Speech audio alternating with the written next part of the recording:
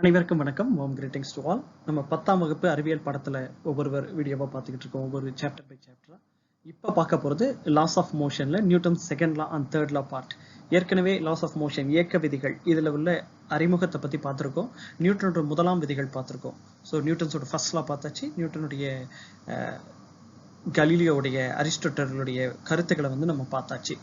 So இன்னைக்கு ஏற்கனவே பார்த்த ரெண்டு வீடியோவில் என்னென்ன பார்த்தோன்றதை ஒரு மேலோட்டமாக ஒரு வேகமான பார்வை பார்த்துட்டு so we will jump into Newton second law and third law. So இது அறிவியல் பாடத்தில் 1ஆம் அலகு, the science unit 1 10th standard Tamil Nadu சிலபஸில் இருக்கக்கூடிய பாடத்திட்டம். ஸோ ஃபோர்ஸ் அண்ட் மோஷன், விசை மற்றும் இயக்கத்தை பற்றி இந்த மூணு பேரும் ஒவ்வொரு காலகட்டத்தில் ஒன்று சொன்னாங்க. அரிஸ்டாட்டிலை பொறுத்தவரையிலும் எல்லா பாடியும் ஷுட் பி இந்த ரெஸ்ட். புவிசார் பொருள்கள் இயற்கையான நிலை ஓய்வு நிலை தான். அது ஓய்வு நிலையை தவிர்த்து வேறு நிலையில் இருக்காதுன்றதான் அவருடையது. ஒருவேளை அப்படி போச்சுனாலும் இயற்கையாகவே ஓய்வு நிலைக்கு திரும்ப வந்துடும் அப்படின்றது இவரோட பார்வை. அதே கலீலியோ என்ன சொல்றாருன்னா, natural state of bodies is at rest or in motion at constant velocity. அதாவது ஒரு பொருளும் ஓய்வு நிலையிலோ அல்லது சீரான இயக்க நிலையிலோ இயங்கும், ரெண்டுமே பாசிபிள் அப்படின்றாரு. அரிஸ்டாட்டில் ரெஸ்ட்ன்றது மட்டும்தான் பாசிபிள், ஓய்வு நிலை மட்டும்தான் உறுதியானது, நிலையானதுன்னு சொல்றாரு. நியூட்டனை பொறுத்தவரையிலும் கலீலியோட பார்வையை அப்புறம் அப்படியே ஏற்றுக்கொண்டு 3 விதிகளாக பிரிக்கிறாரு, 3 லாஸா பிரிக்கிறாரு, 3 லாஸ். ஸோ கலீலியோவின் கருதுகோளை பின்பற்றி இயக்க விதிகளை 3ஆக தொகுத்து வழங்கினார் Newton. So he extended Galileo's ideas and summarized in 3 laws of motion. அரிஸ்டாட்டிலை பொறுத்தவரை என்னன்னா, ஓய்வு நிலையில இருக்க பொருள் ஓய்வு நிலையில தான் இருக்குன்னு சொல்றாருல, அது அப்படி இருக்கக்கூடியதை இயற்கையான இயக்கம்ன்றாரு. புறவிசை எதுவுமே தேவைப்படாது. ஓய்வு நிலையிலிருந்து ஒருவேளை சீரான இயக்க நிலைக்கோ மாறுச்சுன்னா அது எவ்வித புறவிசையும் இல்லாம அது இயற்கையான முறையிலேயே அது ஓய்வு நிலைக்கு வந்துடும். அதனால அதுக்கு பேர் இயற்கையான இயக்கம் சொல்றாரு. அப்படி இல்லாம ஒருவேளை ஓய்வு நிலைக்கு கொண்டு வர ஏதாவது புறவிசை தேவைப்பட்டா அது இயற்கைக்கு மாறான இயக்கம், விசை சார்பு இயக்கம் அப்படின்றாரு. இங்கிலீஷ்ல அது அப்படியே நேச்சுரல் மோஷன், வயலண்ட் மோஷன்றாரு. நேச்சுரலா ஒரு ரெஸ்ட் ஸ்டேட்டுக்கு வந்துச்சுன்னா இட்ஸ் நேச்சுரல் மோஷன். ஏதாவது ஃபோர்ஸ் டிபெண்டன்ட் வழியாக ரெஸ்டான ஸ்டேட்டுக்கு வந்துச்சுன்னா அது வயலண்ட் மோஷன் அப்படின்றாரு. அது இல்லாம ஒரு முக்கியமான கருத்து சொல்லியிருப்பாரு. 2 கனமான பொருள், வெவ்வேறு கனம் உள்ள பொருள்கள் மேலிருந்து கீழே போடும்போது கனமான பொருள் முதல்ல கீழே வந்துடும், கனம் இல்லாத பொருள் இரண்டாவதா வந்துடும். So when 2 different mass bodies are dropped from a height, the heavier body falls faster than the lighter one. அப்படி இப்போ கலீலியோ பொறுத்தவரை ஒரு 4 பாயிண்ட் வைக்கிறாரு இல்லையா. இயற்கையா புவிசார் பொருள்கள்லாம் ஒன்று ஓய்வு நிலையிலே இருக்கும், சீரான இயக்கத்திலேயே இருக்கும். இது 2 நிலை தான். ஒரு புறவிசை செயல்படாத வரையில் அந்த இயக்கத்தில் இருக்கிற பொருள் அதே நிலையில தான் தொடரும். இப்போ பொருளின் மீது விசையின் தாக்கம் இருக்கும்போது அந்த பொருள் தன்னுடைய நிலை மாற்றத்தை உடனே விரும்பாது. அது அந்த விசையுடைய தாக்கத்தை தவிர்க்க முயலும். அதன் தன்மை நிலைமம் எனப்படும். வெற்றிடத்தில் வெவ்வேறு நிறை கொண்ட பொருள் யாவும் ஒரே உயரத்திலிருந்து விழும்போது அவை ஒரே நேரத்தில் தரையை வந்தடையும். காற்றுள்ள இடத்துல நீங்க வெவ்வேறு நிறை கொண்ட பொருளை போட்டீங்கன்னா கனமான பொருள் முதல்ல வந்துடும், கனம் இல்லாதது இரண்டாவது வரும். ஆனா வெற்றிடத்தில் அப்படி இல்லை, எல்லா கனமுள்ள பொருளும் ஒரே நேரத்தில் தான் வரும். So Galileo பொறுத்தவரையிலும் a natural state of all earthly bodies is either the state of rest or the state of uniform motion. இப்போ ஒன்று ஸ்டேட் ஆஃப் ரெஸ்ட்லயே இருக்கும் ஆர் ஸ்டேட் ஆஃப் யூனிஃபார்ம் மோஷன்ல இருக்கும். மோஷன்ல இருக்கிற body continue to be in the same state of motion. அது தன்னுடைய மோஷன் அந்த இயக்கத்திலேயே இருக்கும் as long as no external force is applied. ஒரு புற விசை அந்த பொருளை தாக்காத வரையில அந்த பொருள் அதே பாதையில தான், அதே மோஷன்ல தான் இருக்கும், அதே இயக்கத்துல தான் இருக்கும். when a force is applied on bodies they resist any change in their state. அப்படியே இருந்தாலும் ஒரு மோஷன்ல இருக்க பொருள் மீது ஒரு ஃபோர்ஸ், எக்ஸ்டர்னல் ஃபோர்ஸ் அப்ளை பண்ணா உடனே அந்த ஃபோர்ஸை அக்செப்ட் பண்ணாது. அது கொஞ்சம் டைம் எடுக்கும். So it resist any change in that state even though there is an external force applied over it or forced over it. This property of bodies is called inertia. When dropped from height in vacuum, bodies of different size, shape and mass fall at same rate and reach the ground at the same time. ஒரு வேக்கம்ல நீங்க ஒரு பொருள் போட்டீங்கன்னா different masses இருந்தாலும் பரவாயில்ல, different size இருந்தாலும் பரவாயில்ல, same ரேட்ல தான் மேல இருந்து கீழே வரும், சேம் டைம் தான் கிரவுண்ட் ரீச் பண்ணும். ஸோ இனர்ஷியானா என்ன? ஒவ்வொரு பொருளும் தன் மீது சமன் செய்யப்படாத வரையில் தமது ஓய்வு நிலையையோ அல்லது சென்று கொண்டிருக்கும் நேர்கோட்டு இயக்க நிலையிலோ மாற்றுவதை எதிர்க்கும் தன்மை நிலைமம் என்று அழைக்கப்படுகிறது. The inherent property of a body to resist any change in its state of rest or the state of uniform motion unless it is influenced upon by a external unbalanced force is known as inertia. So உதாரணத்துக்கு பார்த்தோம், ஒரு cardboard, ஒரு அட்டை இருக்கு, மெல்லிய அட்டை இருக்கு, காகித அட்டை, அதுக்கு மேல காயின் வைக்கிறோம், ஒரு நாணயம். இதை வந்து இந்த காகிதத்தை வேகமா நகர்த்திட்டோம்னா இந்த நாணயம் இந்த காகிதத்தோட சேர்ந்து போக விரும்பாது. இந்த நாணயம் ஏற்கனவே ஒரு ஓய்வு நிலையில இருக்கு. அப்ப இந்த இடம் வந்து காலி இடமா ஆயிடுது. பேப்பர் இல்லை, அதை தாங்கி பிடிக்கிறதுக்கு பேப்பர் இல்லை. அப்ப வேற வழி இல்லாம அது கீழே தான் விழுமே தவிர இந்த பேப்பரோட சேர்ந்து போகாது. So that's a example for inertia. So இனர்ஷியாவை வந்து 3 எக்ஸாம்பிள்ஸோட பார்க்கலாம். மரத்தை குலுக்கும் போது இலைகள் பழங்கள் விழுவது கிட்டத்தட்ட இந்த காயின் விழுறது போலதான். நீங்க ஆட்டினாலும் கிளைகள் ஆடினாலும் அந்த இடத்துல ஏற்கனவே நிலையா இருக்க விரும்புற, ஓய்வு நிலையில இருக்கிற விரும்புற இந்த இலைகளும் பழங்களும் அது அந்த அசைவுக்கு விட்டு கொடுக்காம ஒரு ரெசிஸ்ட் பண்ணுது, அதனால கீழே விழுந்துருது. ஸோ 2வது எடுத்துக்காட்டு வந்து அத்லெட். ஒரு நீளம் தாண்டுதல் போட்டியில் உள்ள போட்டியாளர் வந்து வேகமா ஓடி வந்து தான் குதிப்பார். ஏன்னா வேகமா ஓடி வந்து குதிக்கும் போது அந்த ஸ்டேட் ஆஃப் மோஷன், அந்த இயக்க நிலையில கொஞ்ச நேரத்துக்கு இருக்க உடம்பு வந்து விரும்பும். அப்ப அந்த வேகமா ஓடி வந்து குதிச்சாருன்னா இன்னும் வேகமா ரொம்ப தூரத்துக்கு தள்ளி போய் விழலாம். அதுக்காக தான். 3வது எடுத்துக்காட்டு, when you make a sharp turn while driving a car you tend to lean sideways. ஓடும் மகிழுந்து பாதையில் வளைப்பாதையில் செல்லும் போது பயணியர் ஒரு பக்கமாக சாய காரணம் திசைக்கான நிலைமம் எனப்படும். அப்ப 3 விதமான நிலைமத்தை பார்த்தோம். inertia of direction, inertia of rest, inertia of motion. அடுத்ததா என்ன பார்த்தோம்னா லீனியர் மொமெண்டம், அதாவது நேர்கோட்டு உந்தம். இப்ப ஒரு பொருளுடைய திசை வேகமோ அல்லது நிறையோ அதிகமாச்சுன்னா இப்ப விசையின் தாக்கம் வந்து அதிகமாக இருக்கும். அந்த விசையின் தாக்கத்தை எப்படி கணக்கிடலாம்னா நேர்கோட்டு உந்தத்தின் வழியாக கணக்கிடலாம். உந்தம் வந்து Pன்னு வச்சுக்கிட்டா நிறை மற்றும் திசை வேகத்தை பெருக்குவதால் வருவதுதான் P is equal to m into v. இதுதான் லீனியர் மொமெண்டம், நேர்கோட்டு உந்தத்துக்கான அளவீடு. அப்ப இதை வந்து எப்படி SI அலகுல என்ன சொல்லலாம், கிலோகிராம் மீட்டர் டிவைட் பை வினாடின்னு சொல்லலாம். இல்லைன்னா CGS அலகுல கிராம் சென்டிமீட்டர் டிவைட் பை வினாடி ஆகும். The impact of force is more if the velocity and mass of body is more. To quantify the impact of force exactly, a new physical quantity known as linear momentum is defined. The linear momentum measures the impact of force on body. So the force gets doubled if the velocity is doubled or if mass is doubled, right? So the impact the body which gets due to the impact of velocity and mass, it's correlated, right? So the linear momentum is equal to mass into velocity. So the linear momentum is a measurement of how the force is acting on the body with respect to mass and velocity. So the linear momentum is equal to mass into velocity. The product of mass and velocity of a moving body gives the magnitude of linear momentum. It acts in the direction of velocity of object, so the linear momentum is also a vector quantity. In SI system, it is referred as kilogram meter per second. In CGS system, its unit is gram centimeter per second. Next என்ன பார்த்தோம், நியூட்டனுடைய முதல் விதி பார்த்தோம். ஒவ்வொரு பொருளும் புறவிசை ஏதும் செயல்படாத வரையில் தமது ஓய்வு நிலையிலோ அல்லது சீராக இயங்கிக் கொண்டிருக்கும் நிலையிலோ தான் இருக்கும். அப்ப நேர்கோட்டு நிலையில தொடர்ந்து இருந்துட்டே இருக்கும். இவ்விதி விசையினை வரையறுக்கிறது. அது மட்டுமின்றி பொருட்களின் நிலைமத்தையும் பொருட்களுடைய இனர்ஷியா ஸ்டேட்டஸையும் அது ரெஃபர் பண்ணுது.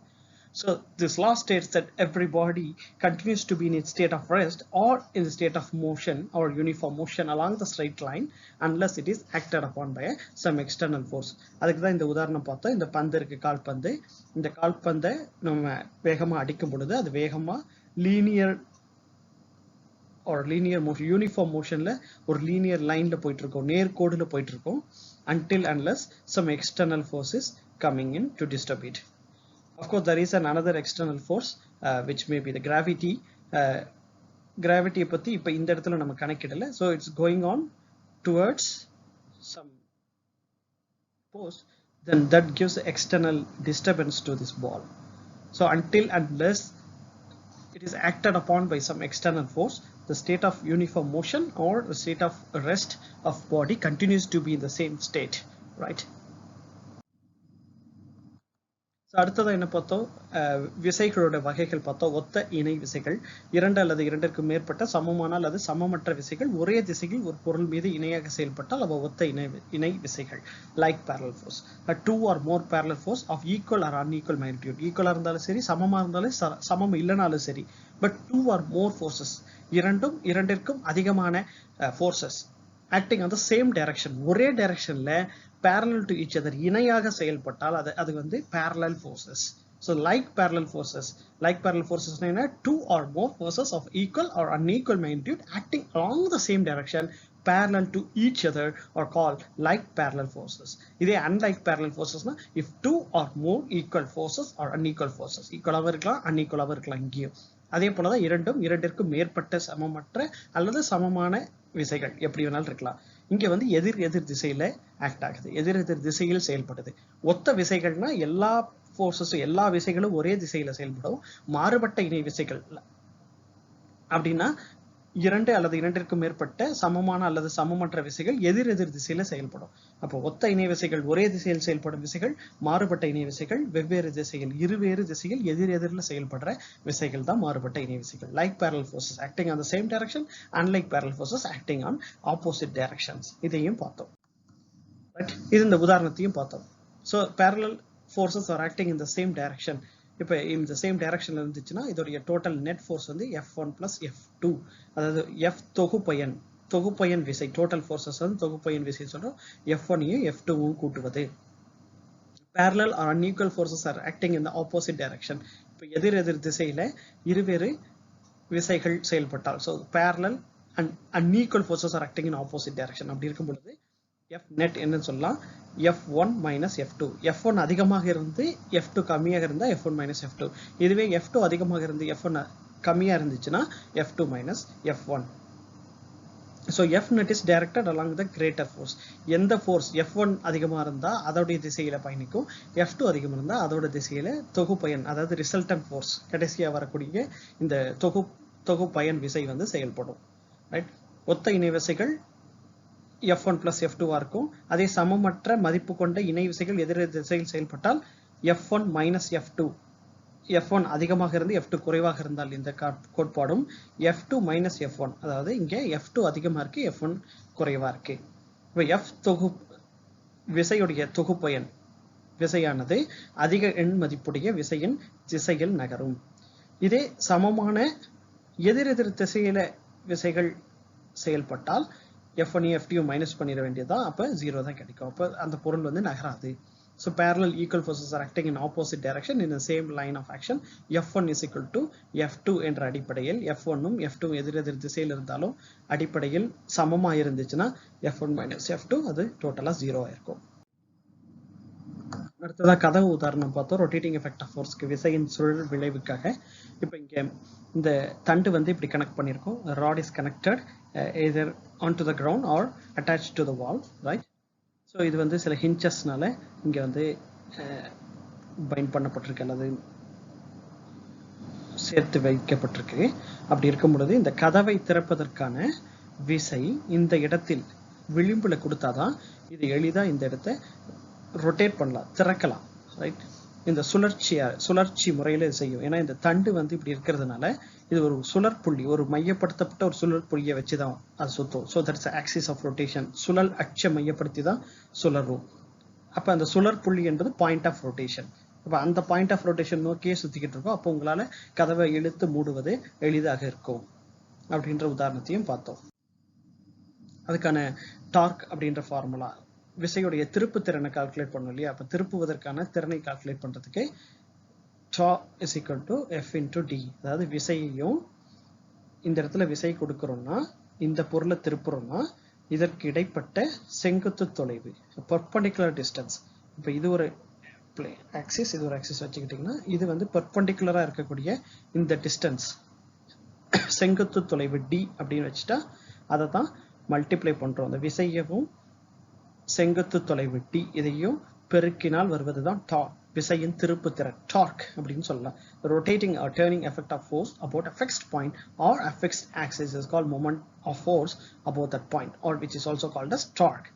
This is measured by the product of force into perpendicular distance between the fixed point or the fixed axis. So torque is equal to F into D. It is also a vector quantity. It is also measured as Newton meter. இதுவும் ஒரு vector அளவுகோல் தான். Newton metre என்ற அளவீடுல அலகுல அளக்கலாம் SI யூனிட்ல. Right, அடுத்ததா கப்பல் direction. இப்போ இரட்டை அப்படின்றது இரட்டை விசைகள்ன்றது உங்களுக்கு தெரியும் இப்படி ஒரு விசை செயல்படுது, அதற்கு எதிர்ப்புறத்துல இந்த பக்கம் ஒரு விசை செயல்படுது. அப்ப இது வந்து ஈக்குவலா இருக்கும் பட்சத்துல இது பெரும்பாலும் ஒரு மையப்புள்ளியை மையப்படுத்தி சுழன்றுகிட்டே இருக்கும். அப்ப இது சுழல் விசை தான் இது. அப்ப வலஞ்சுழியாக இருப்பின் இது வந்து மைனஸ்ல குறியீடா இருக்கலாம், இடஞ்சுழியாக இருப்பின் இது வந்து பிளஸ் குறியீடா இருக்கும். Right? So it is taken as positive if the body is rotated in anti-clockwise direction. Anti-clockwise ஆக இருந்துச்சுன்னா it's taken as a positive, and negative if it is rotated in clockwise direction. So negative இருக்கும் clockwise directionல. Its SI unit is Newton meter. இதன் SI அலகும் Newton meter தான். உதாரணமா நம்ம காருடைய ஸ்டியரிங்கை வந்து இதுக்கு உதாரணமா சொல்லலாம், இந்த கப்பல் டைரக்ஷன் இரட்டை விசைக்கு. அடுத்ததா பிரின்சிபிள் ஆஃப் மொமெண்ட்ஸ் பார்த்தோம். இப்ப சமநிலையில உள்ள ஒரு பொருள் ஒன்றின் மீது சம மதிப்புள்ள அல்லது சம மதிப்பற்ற விசைகள், ஒரு பொருள் இருக்கு சமநிலையில் இருக்கு, இட்ஸ் ஈக்லிபிரியம்ல இருக்கு, அப்படி இருக்கும் ஈக்லிபிரியம் ஸ்டேட்டஸ்ல இருக்கக்கூடிய சமநிலையில் இருக்கக்கூடிய ஒரு பொருளின் மீது விசைகள் செயல்படுது.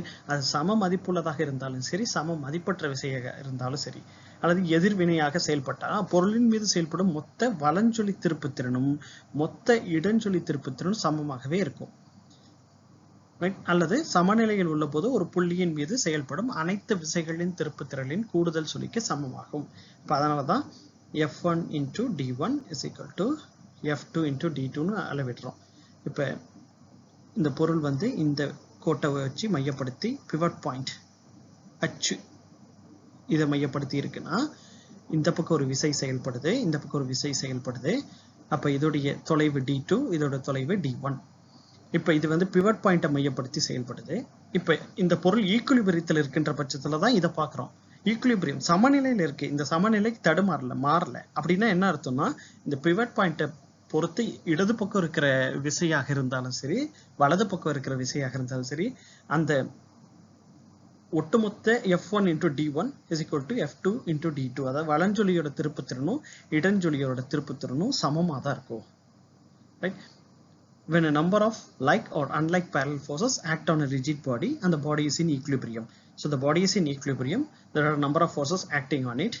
So the algebraic sum of the moments in clockwise direction is equal to the algebraic sum of moments in the anti-clockwise direction. So algebraic sum of moments என்றது F1 into D1, algebraic sum of moment in clockwise direction என்றது D2 into F2 or F2 into D2. Right? இது ரெண்டுமே ஈக்குவலா தான் இருக்கும். So F1 into D1 is equal to F2 into D2. இது வரலும் பார்த்திருக்கோம். இப்ப இனிமேல் தான் நியூட்டன் செகண்ட் லாவும் தேர்ட் லாவும் இப்ப பார்க்க போறோம். அடுத்ததான் நியூட்டனோட இரண்டாம் விதி பார்க்க போறோம்.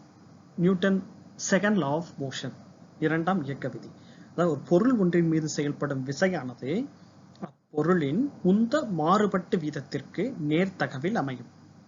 According to this law, the force acting on a body is directly proportional to the rate of change of linear momentum of the body. So the force is directly proportional to the rate of change of linear momentum. இது என்னன்றது அடுத்த ஸ்லைட்ல பார்க்க போறோம். இப்போதைக்கு இந்த text ஞாபகம் வச்சுக்கோங்க, இந்த law. So the force acting on a body is directly proportional to the rate of change of linear momentum of body, and change in momentum takes place in the direction of force. மேலும் பொருள் ஒன்றின் மீது செயல்படும் விசையானது அப்பொருளின் உந்த மாறுபட்ட விதத்திற்கு நேர்த்தகவில் அமையும். மேலும் இந்த உந்த மாறுபாடு விசையின் திசையிலேயே அமையும். இவ்விதி விசையின் எண் மதிப்பை அளவிட உதவுகிறது. எனவே இதை விசையின் விதி என்று அழைக்கலாம். This helps us to measure the amount of force, so it is called as law of force. இப்ப நியூட்டனோட இரண்டாம் விதியை புரிஞ்சுக்கிறதுக்காக ஃபோர்ஸ் ஈக்குவேஷன் விசையின் சமன்பாடு பார்த்தா புரிஞ்சுக்கிறேன். m என்ற நிறை மதிப்புடைய பொருள் ஒன்று u என்ற ஆரம்ப திசை வேகத்துல பயணிக்குது, நேர்கோட்டு இயக்கத்தில் பயணிக்குது. அப்ப m என்ற ஒரு பொருள் u என்ற திசை வேகத்தில் பயணிக்குது. t என்ற கால மாற்றத்திற்கு பிறகு அதே m என்ற பொருள் v என்ற திசை வேகத்துக்கு மாறுது. ஏன்னா அங்க வந்து ஒரு சமன் செய்யப்படாத புற விசை ஒன்று செயல்படுகிறது. அதனால் u என்ற வேகத்தில் சென்று கொண்டிருந்த m என்ற பொருள் t என்ற காலத்தின் பிறகு v என்ற திசை வேகத்திற்கு மாறுபடுகிறது. அப்ப உந்தத்தை என்ன பண்ணலாம், நிறையையும் திசை வேகத்தையும் பெருக்கணும். இப்ப ஆரம்ப உந்தம் என்ன, p இனிஷியல் என்ன, m into u. இறுதி உந்தம் என்ன, p final m into v. இந்த காலகட்டத்தில் நடந்த உந்த மாறுபாடு என்ன, p final minus pi, அது mv minus mu. இப்ப நியூட்டனோட இரண்டாம் இயக்க விதிப்படி விசை என்பது இந்த உந்த மாறுபாட்டிற்கு நேர்த்தகவில் இருக்கும் இல்லையா. இந்த உந்த மாற்றம் வகுத்தல் காலம், இந்த காலகட்டத்தில் நடந்த மாற்றம். அப்ப ஃபோர்ஸ் விசை என்பது இந்த உந்த மாறுபட்ட காலத்திற்கு நேர்த்தகவில் இருக்கும். அப்ப force is directly proportional, நேர்த்தகவு, directly proportional. அப்படி கணக்கிட்டோம்னா இந்த காலகட்டத்தில் என்னென்ன மாற்றம் நடந்திருக்கு? சேஞ்ச் ஆஃப் மொமெண்டம், உந்த மாறுபாடு என்பது டெல்டா பி எந்த காலகட்டத்தில் நடந்திருக்கு? டி என்ற காலகட்டம். அப்ப இது தமிழ்ல இங்கிலீஷ்ல ரேட் ஆஃப் சேஞ்சுன்னு சொல்லுவோம். ரேட்னா with respect to the time, ஒரு காலகட்டத்தை கணக்கிட்டு வருவது. அப்ப இந்த உந்த மாறுபாடு காலத்தை வகுக்கிறோம். அப்படி வகுக்கும் பொழுது இந்த டெல்டா பி அப்படி என்பது mv minus mu divide by t, டியால வகுக்கிறோம். இப்ப இது ஈக்குவல் டுக்கு மாத்தணும்னா இங்க ஒரு k என்ற விகித மாறிலியால் அதை மாற்ற முடியும். அப்ப f equal to km பிராக்கெட்டுக்குள்ள v minus u divide by t. இப்ப k என்பது அனைத்து அலகு முறைகளும் ஒன்றாகத்தான் இருக்கும். எனவே அப்ப f என்றது m இன்டு பிராக்கெட்டுக்குள்ள v minus u divide by ன்னு நம்ம மாத்திக்கலாம். இப்போ முடுக்கம் என்பது அக்சலரேஷன், இங்கிலீஷ்ல முடுக்கம் என்ன? திசை வேகத்தை மாற்றுவது காலத்தின் கணக்கீடின்படி. அப்ப திசை வேக மாற்றம் டிவைட் பை வகுத்தல் காலம். இப்ப திசை வேக மாற்றம் rate of change of velocity divide by t, இதுக்கு பேர் தான் முடுக்கம். ஸோ இங்கிலீஷ்ல அக்சலரேஷன் சொல்லுவாங்க. ஏன்ற சிம்பிள்ல சொல்லலாம், ஏ என்ற சிம்பிள்ல சொல்லலாம். இப்போ அக்சலரேஷன்றது என்ன? திசை வேக மாற்றம், அதாவது delta v divide by t. இங்க உந்த மாற்றம் டெல்டா பி, இங்க திசை வேக மாற்றம். அப்ப இந்த திசை வேக மாற்றம் வகுத்தல் காலம் என்ற கணக்கு படி பார்த்தீங்கன்னா ஏன்றது திசை வேக மாற்றம் இங்க என்ன? இறுதியில வி, தொடக்கத்துல யூ. அப்ப இந்த v minus u divide by t வரும்.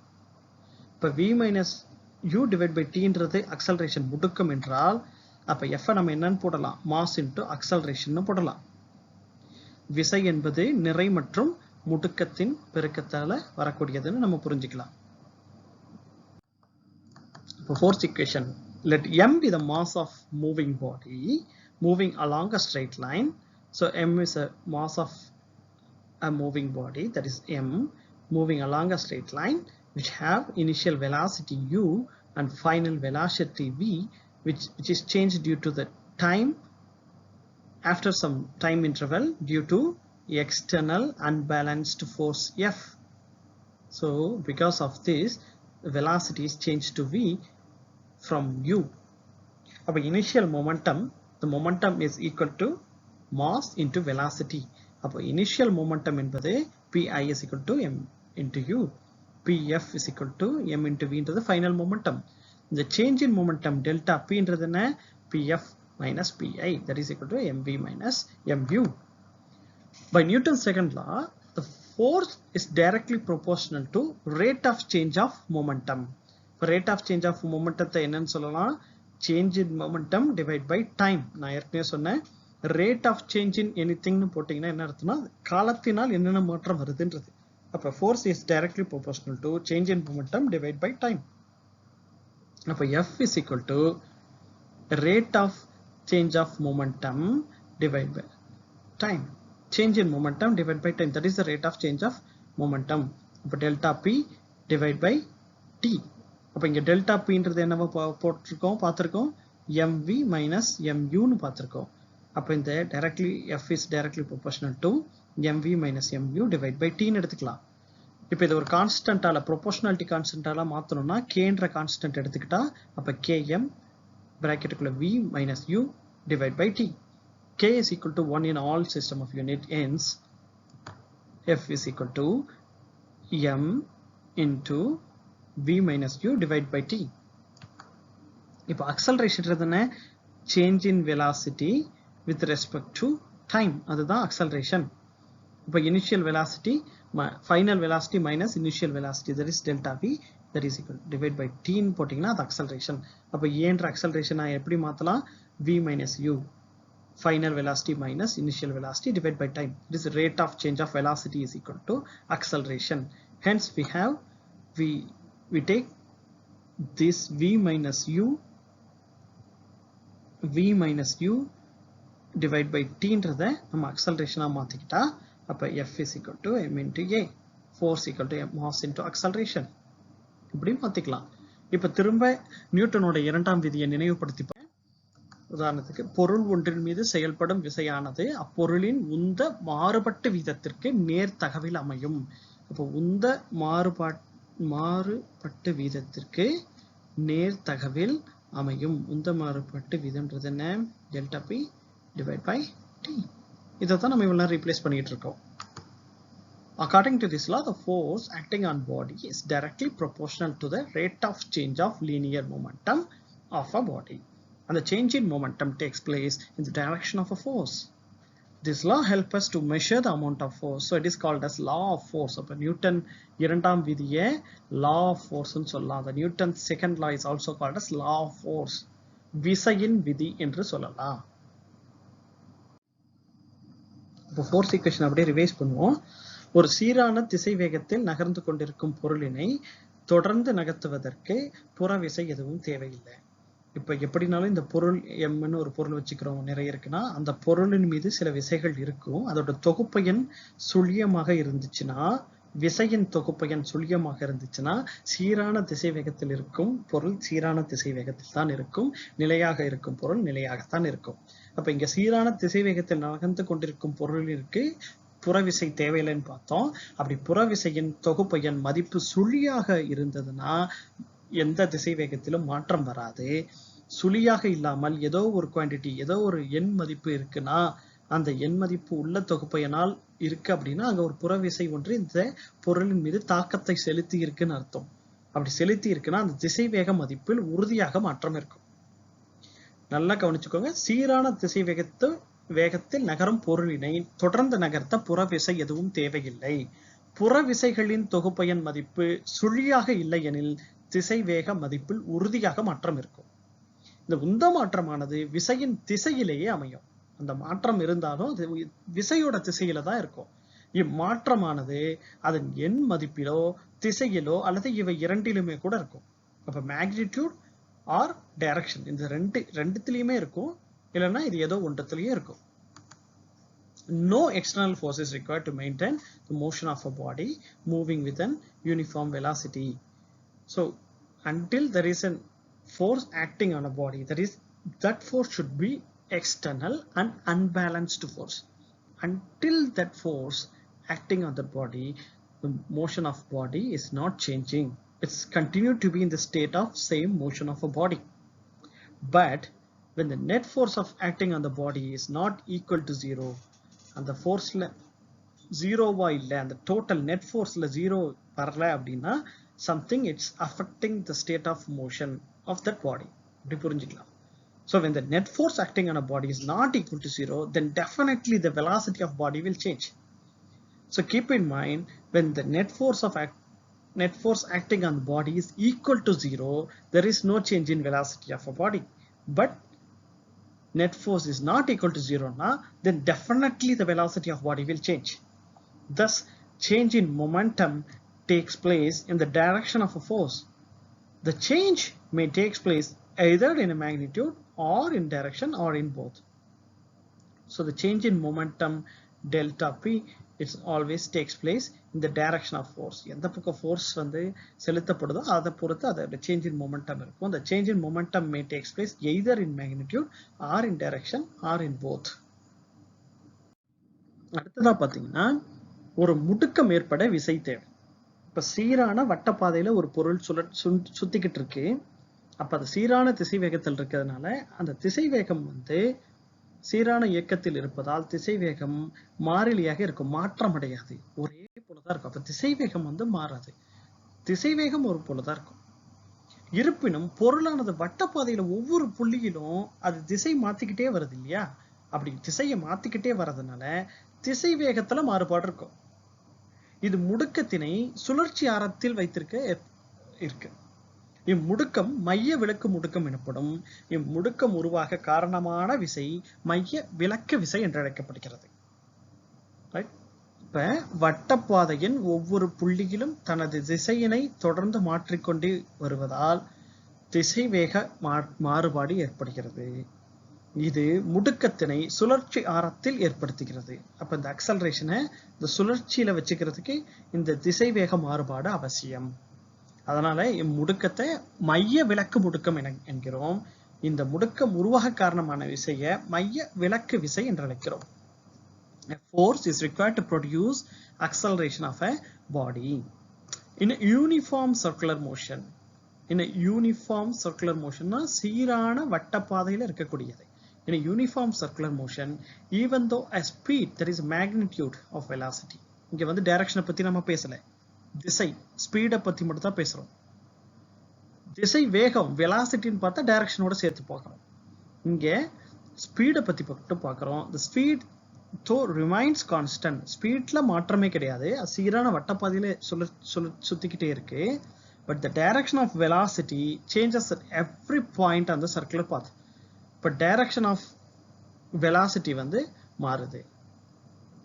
இந்த திசை வேகத்துல மாற்றம் இருக்கு, right? Direction of velocity changes at every point on the circular path. So the acceleration is produced along the radius called centripetal acceleration. The change of rate of change of velocity the acceleration பார்த்தோம். இங்க a rate of change of velocity occurs in a circular motion. So this rate of change of velocity, that is acceleration, is produced along the radius, so it is called a centripetal acceleration. The force which produces this acceleration is called centripetal force. So there is a body, ஒரு பொருள் இருக்கு. அந்த பொருள் இந்த circular uniform circular motion சீரான வட்டப்பாதையில சுத்திக்கிட்டு இருக்கு. So சீரான வட்டப்பாதையில் சுத்திட்டு இருக்கிறதுனால அதோடைய வேகம் மாறிலி, constant. The speed is constant. The speed is constant. However, because it has to change its direction always to make it to keep itself into the circular motion. So instead of going here, it wants to change here. Instead of going here, it has to change here, right? இந்த பொருள் இந்த சீரான வட்டப்பாதையில் இருக்கணும்னா இதோடைய திசையை வந்து அதை மாத்திக்கிட்டே வரணும் ஒவ்வொரு புள்ளியிலும். அப்பதான் இந்த சீரான வட்டப்பாதையில் இருக்கு, இல்லைன்னா அந்த பாதையிலிருந்து விலகி போயிடும். அப்ப திசை வேகம் வந்து மாறுதலுக்கு உட்பட்டது. the velocity is changing because of the direction change. அப்ப இந்த rate of change of velocity தான் acceleration னு பார்த்தோம். இந்த திசை வேகத்துடைய மாறுதல் தான் முடுக்கம்னு பார்த்தோம். அப்ப இந்த சர்க்குலர் மோஷன் ஒரு வட்டப்பாதையில சுத்துறதுனால இது மைய விலக்கு முடுக்கம்னு அழைக்கிறோம், centripetal acceleration. So the force which keeps itself in the centripetal acceleration is centripetal force. மைய விலக்கு விசைன்னு சொல்றோம். எந்த விசையால் இந்த மைய விலக்கு முடுக்கம் ஏற்படுகிறதோ அதனால் அது மைய விலக்கு விசைன்னு வரையறுக்கிறோம். யூனிட்ஸ் ஆஃப் ஃபோர்ஸ் விசையின் அலகு பார்ப்போம். ஒரு SI அலகுல நியூட்டன் என்று குறிக்கலாம் விசையுடைய அலகை. அதே CGS யூனிட்ல டைன்னு குறிக்கலாம். அப்ப ஒரு நியூட்டன் என்பதை எப்படி நம்ம வரையறுக்கலாம்னா, 1 கிலோகிராம் உள்ள ஒரு நிறையுடைய ஒரு பொருளை வந்து ஒரு குறிப்பிட்ட அளவுக்கு நகர்த்தணும். அப்ப அந்த ஒரு குறிப்பிட்ட அளவுக்கு நகர்த்தப்படும் அந்த விசை, தேவைப்படும் விசை தான் வந்து நியூட்டன் அளவிடுறோம்.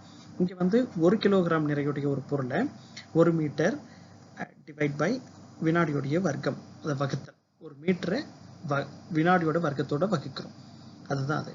அப்ப அதுதான் அந்த முடக்கத்துடைய அலகா யோசிக்கிறோம். அப்ப 1 நியூட்டன்ற அலகை என்ன சொல்லலாம், 1 கிலோகிராம் 1 மீட்டரால் வகுக்கப்படும் வினாடியுடைய வர்க்கம். இப்ப மீட்டர் வினாடியுடைய வர்க்கத்தை வகுக்கிறதாவும் எழுதலாம், வர்க்கத்தை வகுக்கிறதாவும் எழுதலாம். இல்லைன்னா 1 மீட்டர் வினாடி மைனஸ் 2ன்னு எழுதலாம். இப்படி எழுதலாம். இப்ப வினாடியோட வர்க்கம் மீட்டரை வினாடியோட வர்க்கத்தோட டிவைட் பண்ணலாம். அப்படி இல்லை மேல வரணும்னா -2 மாறும். அப்போ 1 நியூட்டன் அளவுகோல்ன்றது 1 கிலோகிராம் எடையுள்ள ஒரு பொருளை ஒரு குறிப்பிட்ட 1 மீட்டர் வகுத்தல் வினாடியுடைய வர்க்கம், அந்த அளவுக்கான முடுக்கத்துக்கு தேவைப்படும் விசையோட அளவு. இதே டைன்னு போட்டீங்கன்னா இந்த 1 கிராம்னு போட்டுக்கலாம். அதே சென்டிமீட்டர் டிவைட் பை வினாடியுடைய வர்க்கம், அது சென்டிமீட்டரை வினாடியோட வர்க்கத்தோட வகுக்கலாம். அது ஒரு டைன்.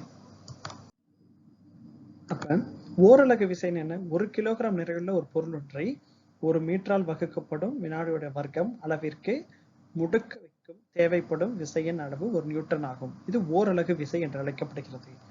இதை ஈர்ப்பியல் அலகு விசை, that is gravitational unit of force அப்படின்னா ஈர்ப்பியல் அலகு விசையின் SI அலகு கிலோகிராம் விசை, கிலோகிராம் ஃபோர்ஸ், அதான் கிலோகிராம் விசை ஆகும். இதே CGS வந்து கிராம் ஃபோர்ஸ், கிராம் விசை. அப்போ 1 கிலோகிராம் விசை, 1 kilogram force is equal to 1 kilogram into 9.8 metre per second square. Right? ஏன்னா கிராவிடேஷனல் ஃபோர்ஸோடைய அக்சலரேஷன் வந்து ஃபோர்ஸ் வந்து 9.8 into metre per second square. அப்போ 9.8 நியூட்டன் வரும் ஈர்ப்பியல் அலகுல.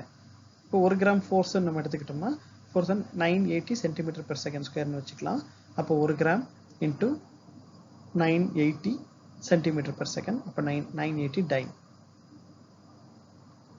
அப்போ unit force, amount of force required to produce an acceleration of 1 meter per second square in a body of mass 1 kilogram is called unit force. If it is in a gravitational way, in a SI system, the units, SI system units, the gravitational unit of force is kilogram force represented by kgf. In CGS system, it is represented by gram f.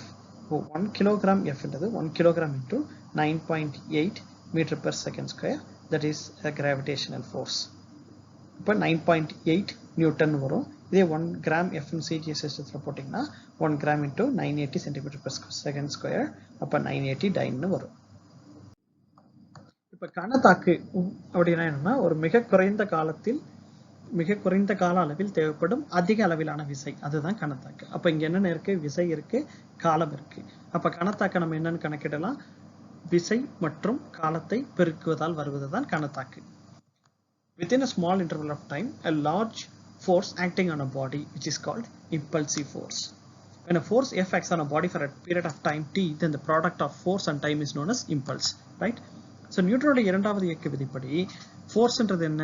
விசையை வந்து உந்த மாற்றத்து, அதாவது ஒரு குறிப்பிட்ட கால இடைவெளியில் ஏற்படும் உந்த மாற்றம், அதுதான் ஃபோர்ஸ்னு பார்த்தோம் இல்லையா? According to the second Newton's law, F is equal to rate of change of momentum, that is delta p divided by t, change in momentum divided by t அப்படின்னு பார்த்தோம். அப்படின்னா இப்போ இந்த t இந்த டிவிஷன்ல இருக்கிறது மேல வந்துருச்சுன்னா அப்போ delta p is equal to f into t மாறிடும், ரைட்? ஸோ delta p என்பது f மற்றும் விசை மற்றும் கால இடைவெளியை பெருக்கும் ஒரு அளவு மட்டும் தான் delta p இருக்கும். மேற்கண்ட இரு சமன்பாடின்படி from the above two equation, இந்த impulse என்பது என்ன? It is equal to the magnitude of change in momentum. இப்போ கனத்தாக்கு என்பது just a change in momentumத்துடைய அளவு, அவ்வளவுதான், அளவுகோல் அதுதான். இப்போ கனத்தாக்கு என்பது உந்து மாறுபாட்டிற்கான சமமான அளவாகும். இதன் அலகு கிலோகிராம் மீட்டரால் பெருக்கப்படும் வினாடி, அதாவது மீட்டரால் பெருக்கப்படும் வினாடினும் போடலாம், நான் ஏற்கனவே சொன்னது போல. இல்லைன்னா மீட்டர் வினாடி -1 இன் பெருக்கம். இப்போ its unit is kilogram metre per second or newton second, அதாவது நியூட்டன் வினாடினும் சொல்லலாம். அப்போ உந்த மாற்றம் அல்லது கனத்தாக்கு கீழ்கண்ட இரு வழிகளில் செயல்படலாம். ஒன்று, பொருளின் மோதல் காலம் குறையும் போது பொருளின் மீது செயல்படும் கனத்தாக்கு விசையின் மதிப்பு அதிகமாகும். அப்படி இல்லைன்னா பொருளின் மோதல் கால மதிப்பு அதிகமாகும் போது அப்பொருளின் மீது செயல்படும் கனத்தாக்க விசையின் மதிப்பு குறையும். The change in momentum can be achieved in two ways. ஒன்று, the large force acting for a short period of time or a small force acting for a longer period of time. ஒன்று காலம் குறைஞ்சி விசை அதிகமாக இருக்கும், இல்லை விசை குறைஞ்சி காலம் அதிகமாக இருக்கும். A force acting on a short period of time or a small force acting for a longer period of time. இப்போ நம்ம வாகனத்துல போற இருசக்கர வாகனத்துல இப்போ சீரற்ற பரப்பு இருக்கு, அங்க வந்து அந்த அதிர்வுகளை குறைப்பதற்கு சுருள்வில் அமைப்புகளும் அதிர்வுறிஞ்சிகளும் வச்சிருக்கோம் இல்லையா? அப்ப அந்த அந்த இருசக்கர வாகன பயணத்தின் போது கனத்தாக்க விசை அதிர்வுகளை குறைப்பதற்காகத்தான் அதை வச்சிருக்கோம். So we are reducing the impulsive force there. கனத்தாக்க விசையை குறைப்பதற்காக சில பொருள்கள் வச்சிருக்கோம் அப்படின்றத இந்த உதாரணத்தின் மூலமா புரிஞ்சுக்கலாம். அதே போல கிரிக்கெட் விளையாட்டில் வேகமாக வரும் பந்தினை பிடிக்க விளையாட்டு வீரர் கையினை பின்னோக்கி இழுத்து மோதல் காலத்தை அதிகரிக்கிறார். ஒரு பந்து வேகமா வருதுன்னா it's coming with heavy force, ஒரு பெரிய விசையோட வருது. அந்த விசையை நீங்க வந்து சமாளிக்கணும்னா உங்க கையை வந்து இன்னும் கொஞ்சம் அப்படியே வேகமா இழுப்பீங்க. அப்ப நேரத்தை இன்னும் கடத்துறீங்க, இந்த மோதல் காலத்தை அதிகரிக்கிறீங்க. இது அவரது கையில் பந்து ஏற்படுத்தும் கணத்தாக்கு விசையின் அளவை குறைக்கிறது. அப்ப நேரத்தை அதிகப்படுத்துறீங்க. அப்ப குறைஞ்ச அளவு வச்சிருந்தீங்கன்னா அதிக அளவுல ஃபோர்ஸ் வந்து உங்களை அடிச்ச மாதிரி தான் இருக்கும். அப்ப நேரத்தை அதிகப்படுத்தி அந்த ஃபோர்ஸை வந்து குறைக்கிறீங்க, அந்த ஃபோர்ஸோடைய அளவை வந்து குறைக்கிறீங்க. Automobiles are fitted with spring and shock absorbers to reduce jerks while moving on uneven roads. ஒரு uneven roadல போகும்போது உங்களுடைய மாற்றங்கள், விசையுடைய மாற்றம் வந்து அது கணத்தாக்கு விசை. அந்த குறிப்பிட்ட காலத்துக்குள்ள அதிக விசை ஏற்படுத்துது இல்லையா, அதான் கணத்தாக்கு. ஸோ அதுக்காக தான் அதை அப்சர்வ் பண்றதுக்கு springs and shock absorbers to reduce those jerks. அதே போல கிரிக்கெட் ஃபீல்ட்ல a fielder pulls back his hands while catching the ball. அவர் வந்து வேகமா அந்த கையை வந்து பின்னோக்கி இழுப்பாரு. He experiences a smaller force for a longer interval of time to catch the ball, resulting in lesser impulse on his hand. இப்ப நியூட்டனுடைய மூன்றாம் விதி பார்த்துருவோம். நியூட்டனின் third law of motion. Newton's third law states that for every action there is an equal and opposite reaction. They always act on two different bodies. ஒவ்வொரு விசைக்கும் சமமான எதிர்விசை உண்டு. விசையும் எதிர்விசையும் எப்போது இருவேறு பொருள்கள் மீது செயல்படும். If a body A applies a force Fa on a body B, then a body B reacts with a force Fb on a body A, which is equal to Fa in magnitude but opposite in direction. Fb is equal to minus Fa. A என்ற பொருள் ஒன்று B என்ற பொருளின் மீது Fa என்ற விசையினை செலுத்துகிறது எனில் B ஆனது தன் எதிர் விசை Fb-னை A மீது செலுத்தும். இவற்றின் எண்மதிப்பு சமம் ஆகும்.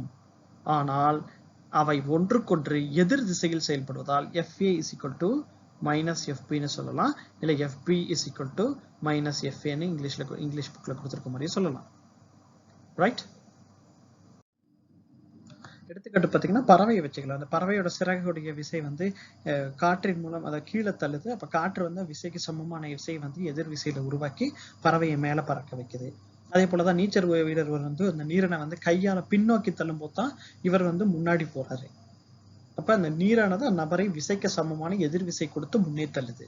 அதே போலதான் துப்பாக்கி சுடுதல் குண்டு விசையுடன் முன்னோக்கி செல்ல அதற்கு சமமான எதிர்விசையினால் குண்டு வெடித்த பின் துப்பாக்கி பின்னோக்கி நகர்கிறது.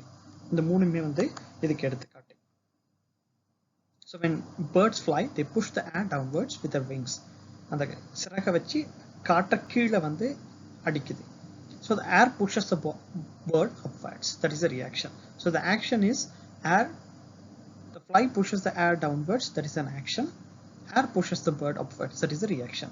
When a person swims, he pushes the water using hands backward. That is an action. And the water pushes the swimmer in the forward direction. So he uses the hands and push it backward, which is action. Water pushes him forward. That is a reaction. When you fire a bullet, the gun recoils backward and the bullet is moving forward. That is an action. And the gun equalizes this forward action by moving backward. So that is a reaction. இப்போ principle of conservation of linear momentum, அதான் நேர்கோட்டு உந்த அழிவின்மை விதி. புறவிசை ஏதும் தாக்காத வரையில் ஒரு பொருள் அல்லது ஒரு அமைப்பின் மீது செயல்படும் மொத்த நேர்கோட்டு உந்தம் மாறாமல் இருக்கும். இதை நம்ம திரும்ப திரும்ப பார்த்துக்கிட்டு இருக்கோம். எப்பயும் புறவிசை இல்லாத வரையில நேர்கோட்டு பாதையில வந்து அந்த இயக்கம் இருந்துகிட்டே இருக்கும். அப்படின்னா என்ன அர்த்தம்? நேர்கோட்டு உந்தமும் மாறாமல் இருக்கும். நேர்கோட்டு உந்த அழிவின்மை விதியினை கீழ்கண்ட ஒரு எடுத்துக்காட்டின் மூலம் நிரூபிக்கலாம். A மற்றும் B என்ற இரு பொருட்களின் நிறைகள் முறையே M1 மற்றும் M2 என்று இருக்கிறது. M1 என்ற நிறையும் M2 என்ற நிறையும் கொண்ட A மற்றும் B என்ற இரு பொருட்கள் இருக்கு. அவை நேர்கோட்டில் பயணிப்பதாக கொள்வோம். அப்படின்னா இதோடைய திசைவேகம் U1 இதோடைய திசைவேகம் U2. A என்ற பொருளுடைய திசைவேகம் U1, B என்ற பொருளுடைய திசைவேகம் U2. அவற்றின் ஆரம்ப திசைவேகங்களாக இருந்துச்சுன்னா U1 U2 B. அடுத்ததாக பொருள் A ஆனது B ஐ விட அதிக திசைவேகத்தில் செல்வதாக கருதுவோம். அடுத்ததான் இன்னொரு பாயிண்ட் கன்சிடர் பண்றோம். அது U1 is greater than U2. A உடைய திசைவேகம் B உடைய திசைவேகத்தை விட அதிகமாக இருக்கு. அப்ப U1 is greater than U2. இப்ப T என்ற கால இடைவெளியில் பொருள் A ஆனது B இன் மீது மோதலை ஏற்படுத்துகிறது. இப்போ B ஸ்லோவா போகுது, A அதிகமா வேகமா போறதுனால இந்த A வந்து ஒரு குறிப்பிட்ட கால இடைவெளியில B மேல மோதலை ஏற்படுத்துகிறது. ரைட்? அப்ப இங்க இறுதி திசைவேகம் V1 V2 மாறும். இந்த A என்ற பொருளுக்கும் B என்ற பொருளுக்குமான ஆரம்ப திசைவேகம் U ஆகவும் U2 ஆக இருக்கும் பட்சத்துல U1 அதிகமாக இருக்கும் பட்சத்தில் ஒரு கட்டத்தில் மோதுகைக்கு உட்படுத்தப்படும் பட்சத்தில் இறுதியான திசைவேகம் V1 மற்றும் V2 ஆக மாற்றமடைகிறது. இப்ப மோதலுக்கு பிறகு என்ன நடக்கும்? இப்ப A என்ற பொருள் வந்து V1 திசைவேகத்திலையும் B என்ற பொருள் V2 என்ற திசைவேகத்திலையும் பயணிக்க ஆரம்பிச்சிருச்சு. அப்ப B இன் மீது A செயல்படுத்தும் விசைன்றது என்ன? இப்ப விசையை நம்ம என்னன்னு சொல்லலாம்? Force is equal to mass into acceleration. அதாவது நிறையையும் முடுக்கத்தையும் பெருக்குவதால் கிடைப்பதுதான் விசைன்னு பார்த்தோம். இந்த முடுக்கம் என்பது என்ன? இந்த திசைவேகத்துடைய மாற்றம் காலத்தின் ஏற்படும் ஒரு இடைவெளியில ஏற்படக்கூடிய மாற்றத்தை தான் அப்படி கணக்கிடுறோம். அப்ப V2 minus U2 divide by T அப்படின்னு வச்சுக்கிட்டா மாஸ்ன்றது M2. ஏன்னா B இன் மீது தான் A செயல்படுத்தக்கூடிய விசை. அப்ப B உடைய மாஸ் தான் இங்க கணக்கு போடணும், M2. இப்ப V2 minus U2 divide by T. அது A இன் மீது B செயல்படுத்தும் விசைன்றது என்ன? A இன் மீது எப்படி செயல்படும்? அதேதான் FA is equal to M1 வச்சுக்கிறோம், V1 minus U1 வச்சுக்கிறோம், divide by T வச்சுக்கிறோம். நியூட்டனின் மூன்றாம் விதிப்படி A இன் மீது செயல்படும் விசையானது B இன் மீது செயல்படும் எதிர் விசைக்கு சமமா தான் இருக்கணும். ஆனா நம்ம எதிர் விசைன்றதுனால மைனஸ்னு போடணும், நம்ம ஏற்கனவே பார்த்தோம் இல்லையா? அப்ப FA is equal to minus FB. அப்ப M1 V1 U1 divide by T minus M2 V2 minus U2 divide by T ன்ற அந்த கணக்குல போட்டா அப்ப என்ன நடக்கும்? M1 V1 plus M2 V2. இந்த பக்கம் இருக்க பிளஸ் மைனஸ் வந்து இந்த பக்கம் வந்துடுது, அப்ப பிளஸ்ஸா மாறிடும். அப்ப மைனஸ் M2 V2 இந்த பக்கம் வந்துச்சுன்னா பிளஸ் M2 V2 மாறிடும். இந்த மைனஸ் இன்டூ மைனஸ் இங்க M2 U2 வந்து பிளஸ்ல தான் மாறும், நம்ம மைனஸ் இன்டூ மைனஸா இருக்கனால. அப்ப M1 U1 மைனஸ்ல இருக்கு, அது இந்த பக்கம் வந்துச்சுன்னா பிளஸ்ஸா மாறிடுச்சு. அப்ப M1 V1 plus M2 V2 is equal to M1 U1 plus M2 U2. இந்த T-யும் T-யும் டிவிஷன்ல இருக்கனால அது ரெண்டுமே இரு பக்கமும் டிவிஷன்ல இருக்கனால அது ஒன்னோட ஒண்ணு அழிச்சிரும், சமம் ஆயிடும் அல்லது 0 ஆயிடும். மேற்காண் சமன்பாடு இந்நிகழ்வில் வெளி விசையின் தாக்கம் ஏதும் இல்லாத போது மோதலுக்கு பின் உள்ள மொத்த உந்த மதிப்பு. வெளி விசையோட தாக்கம் இல்லாத போதுதான் இது. வெளி விசை வந்துச்சுன்னா அப்ப அந்த விசையும் நம்ம கணக்கிடணும். அப்படி நீங்க புரிஞ்சுக்கோங்க. வெளி விசை இல்லாத, வெளி விசையின் தாக்கம் இல்லாத போதுதான் இந்த மோதலுக்கு பின் உள்ள மொத்த உந்த மதிப்பு. அப்ப மோதலுக்கு முன் உள்ள மொத்த உந்த மதிப்பிற்கு சமம் என்பதை காட்டுகிறது. மோதலுக்கு பின் உள்ள உந்த மதிப்பும் மோதலுக்கு முன் உள்ள உந்த மதிப்பும் எப்ப சமமா இருக்கும்னா வெளி விசையின் தாக்கம் இல்லாத பொழுதுதான். இது பொருளின் மீது செயல்படும் மொத்த உந்தம் ஒரு மாறிலி என்ற நேர்கோட்டு உந்த அழிவின்மை விதியினை காட்டுகிறது. இப்போ ஒரு பொருளின் மீது செயல்படும் மொத்த உந்தம் ஒரு மாறிலி, இட்ஸ் a கான்ஸ்டன்ட். இப்போ உந்தம் என்பது கான்ஸ்டன்ட் தான் இருக்கும் என்ற நேர்கோட்டு உந்த அழிவின்மை விதியினை காட்டுகிறது. தட் இஸ் நேர்கோட்டு உந்த அழிவின்மை விதி என்பது principle of conservation of linear momentum.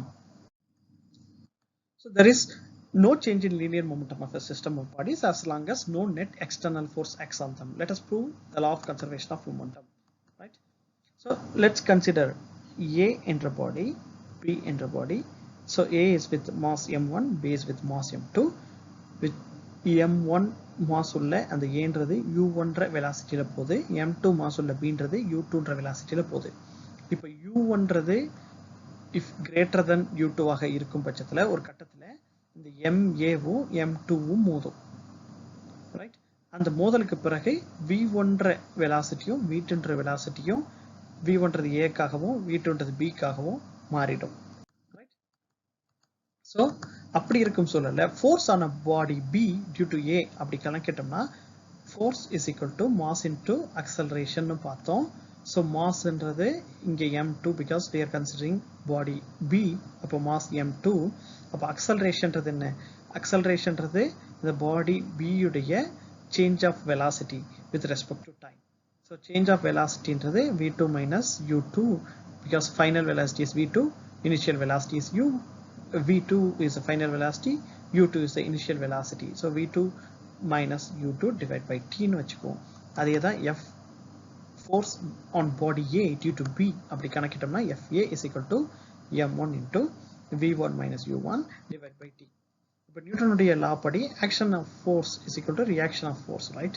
So இப்படி A ல இருந்து உருவாக்கப்படும் ஃபோர்ஸும் B ல இருந்து உருவாக்கப்படும் ஃபோர்ஸும் ஒரு கட்டத்துல சேமா தான் இருக்கும். அப்படி இருக்கும் பொழுது ஆனா எதிரெதிர் திசையில இருக்குன்றதுனால FA is equal to minus FB. அப்ப இது ரெண்டுத்தையும் FA is equal to minus FBன்றதுனால m1 bracket குள்ள v1 minus u1 divided by t யும் minus இது minus குள்ள வந்துட்டது minus FBன்றதுனால m2 bracket குள்ள v2 minus u2 divided by t ன்னு எடுத்துக்கிறோம். இப்போ இந்த minus m2 into v2ன்றது இந்த பக்கம் ஜம்ப் ஆகி வந்துச்சுன்னா plus m2 v2 வா மாறிடும்.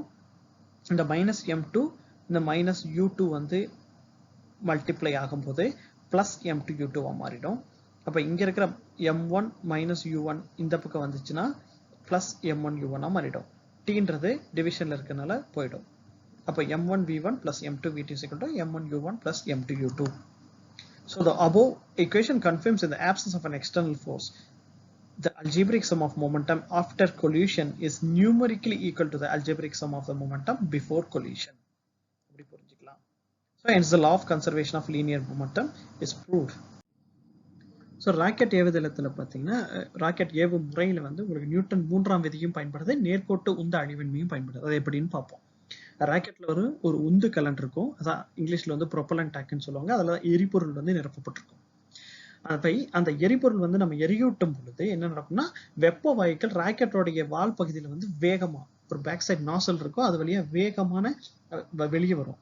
அதிக திசை வேகத்தில் வரும். So it has huge velocity. So அதிக திசை வேகத்துல வெளியேறும். அப்ப மிக அதிக உந்தத்தை உருவாக்கும், ரைட்? ஸோ மொமெண்டம் வந்து உருவாகுது. இப்ப இந்த மொமெண்டத்தை சமன் செய்யணும்னா அதற்கு சமமான எதிர் உந்து விசை வந்து எரிகூடத்தில் உருவாகும், ரைட்? அந்த கம்பஷன் சேம்பர், அதான் எரிகூடம்னு சொல்லுவாங்க. கம்பஷன்னா எரிப்பது. ஸோ அந்த எரிகூடத்தில் உருவாச்சுன்னா ராக்கெட் மிகுந்த வேகத்துடன் முன்னோக்கி பாயும். அப்ப கீழ் நோக்கி அதிக வெப்பமுடைய ஒரு கேஸ் வந்து வெளியே வருது. மேல் நோக்கி ராக்கெட் பறக்கிறதுக்கு இந்த கம்பஷன் சேம்பர்ல உருவாகிற உந்து விசை, இந்த எரிகூடத்தில் உருவாகிற உந்து விசை பயன்படுது, ரைட்? இப்ப ராக்கெட் உயர பயணிக்கும் போது என்ன நடக்கும்னா எரிபொருள் முழுவதும் எரியும் வரை அது நிறை படிப்படியாக குறைஞ்சிக்கிட்டே வரும். ஏன்னா இந்த எரிபொருள் வந்து எரிஞ்சுக்கிட்டே வருது, அப்ப நிறை குறைஞ்சிக்கிட்டே வருது. அப்ப உந்த அழிவின்மை விதியை இப்ப நினைச்சு பாருங்க. நிறை குறைய குறைய அதன் திசை வேகம் படிப்படியா அதிகரிக்கும் இல்லையா? When the mass is reduced, the velocity is getting increased. அப்ப நிறை குறைய குறைய அதோடைய திசை வேகம் படிப்படியா அதிகரிக்குது இல்லையா? உந்த அழிவின்மை விதியை நினைவுபடுத்திக்கோங்க. அப்போ ஒரு குறிப்பிட்ட உயரத்தில் ராக்கெட் ஆனது புவியின் ஈர்ப்பு விசையை தவிர்த்து விட்டு செல்லும் வகையில இது வடிவமைக்கப்பட்டிருக்கும். இந்த திசை வேகம் வந்து உச்சத்தை அடைஞ்சிருது.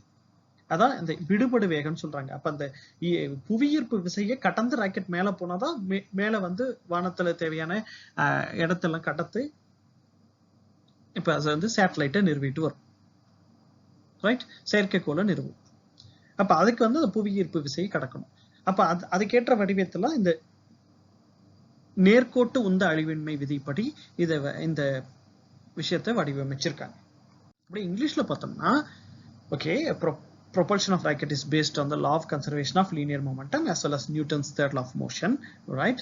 So ரெண்டுமே பயன்படுது. Newton third law of motion பயன்படுது, there is action and equivalent reaction for it அப்படின்ற இதுவும் பயன்படுது, law of conservation of linear momentum பயன்படுது.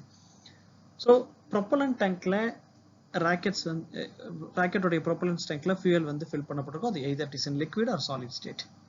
அப்ப ராக்கெட் வந்து when it is fired, this fuel வந்து burn ஆகும்போது hot gas is ejected with high speed from a nozzle of rocket இல்லையா? So ஒரு ஹை ஸ்பீட்ல இங்க வெளியே வரும்போது ஸோ ஹை மொமெண்டம் ப்ரொடியூஸ் ஆகுது, ஹியூஜ் மொமெண்டம் ப்ரொடியூஸ் ஆகுது. ஸோ டு பேலன்ஸ் திஸ் இங்க என்ன நடக்கும்னா ராக்கெட்ல இருக்க கம்பஷன் சேம்பர் வந்து ஒரு ரியாக்ஷனை உருவாக்குது, ரைட்? அப்ப அதனால ஒரு momentum equivalent and opposite reaction force வந்து அதனால உருவாகுது. அப்ப ராக்கெட்டை வந்து மேல் நோக்கி பறப்பதற்கு இது பயன்படுது. இது ராக்கெட் மேல போக mass of rocket gradually decreases. Mass வந்து குறையும் கண்டிப்பா, ஏன்னா ஃபியூயல் வந்து அப்படியே பர்ன் ஆயிட்டே வருது இப்போ லீனியர் மொமெண்டம் ஆஃப் சிஸ்டம் வந்து கன்சர்வேஷன்ல இருக்கு. ஏன்னா இங்க நோ நெட் எக்ஸ்டர்னல் ஃபோர்ஸ் வந்து ஆக்டிங். அப்போ linear momentum of system is conserve. இப்போ யோசிச்சு பாருங்க, அப்போ மாஸ் வந்து டிக்ரீஸ் ஆக அதாவது உயர பறக்க with altitude, when the mass of rocket decreases with altitude, உயர பறக்க மாஸ் குறைய என்ன நடக்கும்? It increase the velocity of rocket. அப்போ ராக்கெட்டுடைய வெலாசிட்டி இன்க்ரீஸ் பண்ணிக்கிட்டே இருக்கும். At one stage, it reaches a velocity which is sufficient to just escape the gravitational pull of Earth. அப்படி மேல வேகமா பறக்க என்ன நடக்கும்? ஒரு கட்டத்துல எஸ்கேப் வெலாசிட்டி, அந்த கிராவிடேஷனல் புல் ஆஃப் எர்த், அந்த கிராவிடேஷன் ஃபோர்ஸை வந்து கடந்து போகக்கூடிய எஸ்கேப் வெலாசிட்டி உருவாயிடும். ஸோ அப்புறம் ராக்கெட் வந்து அந்த கிராவிடேஷனல் புல் எல்லாம் கடந்து அந்த இருக்கக்கூடியது எல்லையை கடந்து போய் எஸ்கேப் வெலாசிட்டி கடந்து மேலே போயிடுச்சுன்னா அதுக்கப்புறம் தான் அது எங்க போகணுமோ அங்கே போய் அந்த சேட்டலைட்ஸை வந்து லான்ச் பண்ணிட்டு வரும். இப்போ பலூன் வந்து காத்து கீழே போக பலூன் மேல பறக்குது இல்லையா? இது ஒரு உதாரணம். நியூட்டன் தேர்ட்ல இல்லை ராக்கெட் ப்ரொபல்ஷனுக்கு இது ஒரு உதாரணம். இங்க நடக்குது, வெயிட் வந்து டிக்ரீஸ் ஆகிட்டே வருது. அப்போ த்ரஸ்ட் இன்க்ரீஸ் ஆகுது because of exhaust gas motion. அப்போ ராக்கெட் மேலே பறக்குது.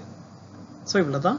இந்த தேர்ட் லாவையும் லீனியர் மொமெண்டம் கன்சர்வேஷனையும் ஒப்பிட்டு ராக்கெட்டை வந்து நம்ம எப்படி இயங்குதுன்னு பார்க்கறதுக்கான ஒரு சின்ன விஷயம் இது. உங்கள் பாடத்தில் இவ்வளோ தான் கொடுத்துருக்காங்க. இன்னும் நிறைய தகவல்கள் ராக்கெட் ப்ரொபல்ஷன் பற்றி வேணால் தனி வீடியோ போடலாம், அதெல்லாம் வந்து பாருங்கள். ஸோ நன்றி. I'm Dr. Vijayshankar Asokan. So for any queries, mail me to asankalvi@gmail.com. நன்றி. தமிழ்நாடு பள்ளி கல்வித்துறை.